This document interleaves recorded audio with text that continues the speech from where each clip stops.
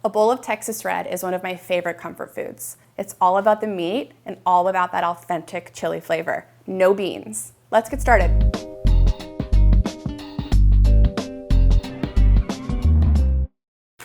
So in Texas, everything is big and everything is bold. So for an authentic bowl of Texas Red, we're gonna use chuck roast.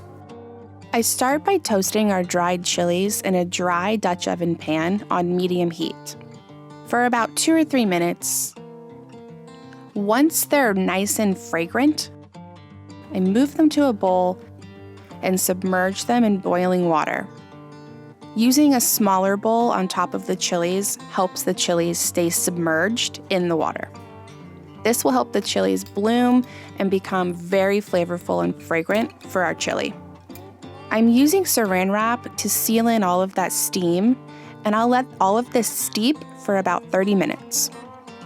So I chose to use chuck roast for the really bold beef flavor that it's going to give our chili, and the marbling in it will help with that as well. You can clean off any excess fat that you don't want to use. I'm cutting into 1-inch pieces for easy searing and easy braising as we cook our chili. I'll start by adding a little oil to our dry Dutch oven pan and heating it to a high heat. When it comes to seasoning for this beef, it's just going to be salt and pepper today. It's important to keep in mind that when you're searing off your beef, you don't want to crowd the pan. That will ensure a really great crisp crust on each side. So as you're searing your beef in batches, be careful not to turn your beef too early. If it's still sticking to the bottom of the pan, it's telling you that it's not ready to be flipped. When it's ready, it'll remove from the pan really easily. Once the first batch of searing is finished, remove the pieces from your pan onto a sheet tray. Add in a little more oil to your pan and add the second batch of beef to be seared. For my onions, I'll do a medium to small dice. Be sure to do this a little bit quickly so there's no tears involved. The goal for the onions is to really just cook them to a translucent, semi-soft state. We're not trying to caramelize onions. I'll saute the onions first in my pan, and all of the juices that we'll release will help all of those brown bits scrape up nicely off the bottom of our pan, so don't clean your pan in between searing. That's all really good flavor. As my onions are sauteing, I will mince up my fresh garlic. And I will say that using fresh garlic in this recipe is an absolute must. The flavor and the aromatics that you get from fresh garlic is just unmatchable. Mincing garlic takes just a little bit extra time out of your day, but trust me, the more you do it, the more you'll get comfortable with your knife skills. Next, we'll add in our minced garlic, and this tells me that once our minced garlic is in the pan, we don't want this to cook for an extremely long time. So give that a good stir, and go ahead and add in your dried spices, brown sugar, and dried herbs next. Stir all of that in so it's all evenly distributed throughout your onions, and then go ahead and add in your masa.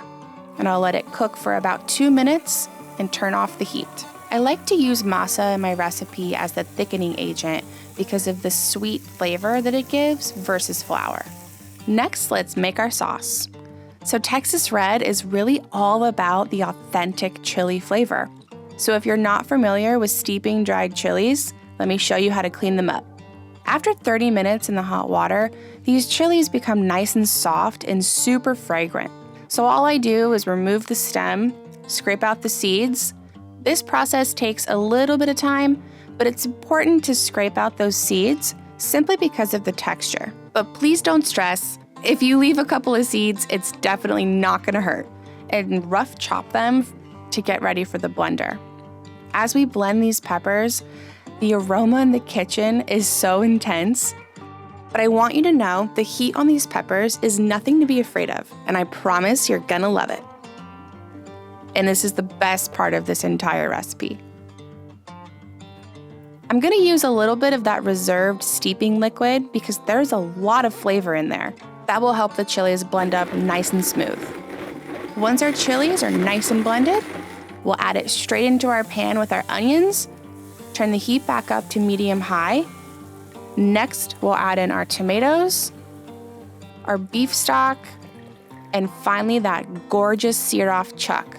This chuck will submerge itself in this sauce and braise for a few hours and become extremely tender and fall apart. This is serious flavor intensified, you guys. This recipe is killer. So we'll cover our chili, and this will cook for about 3.5 hours, and your entire house will smell so good. Look at that. So our Texas chili is done. It has been simmering for about 30 minutes uncovered to really let that broth thicken. I'm ready to adjust my seasoning a little bit. I might add a little bit more salt, but I'm definitely going to talk about the importance of the acid. So adding a whole lime, this acid will brighten all of it up, and it'll be the perfect finishing touch on your bowl of comfort.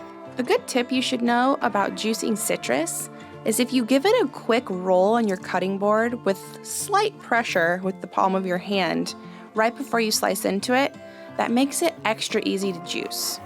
So we'll just cut our limes in half, and using my opposite hand that I'm squeezing with, I'll use it to catch any seeds that may fall and go ahead and squeeze all of that juice out.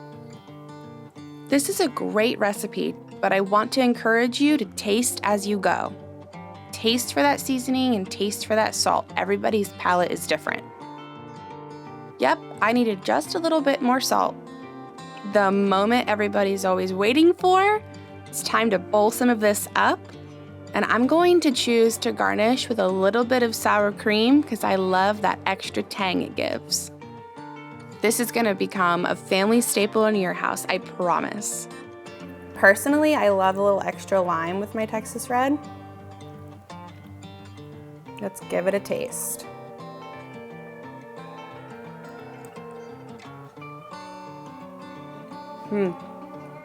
This is my definition of comfort.